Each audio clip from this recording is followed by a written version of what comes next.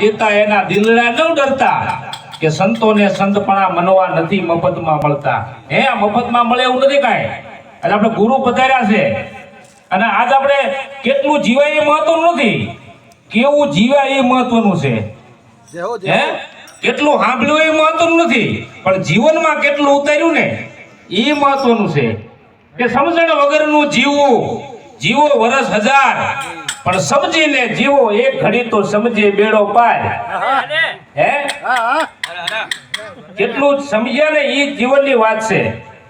કારણ કે ગુરુ બધાએ ગુરુ આપણે બધાએ કરાયા છે, એટલે આપણામાંથી જ્યાર ઉતરી જવું પડે કે ગુરુ હમારા ગારુડી અને મુझ પર કીધી મેર, આ મોરા બતાવ્યા મરમ તણાન ઉતર ગયા સબ ઝેર.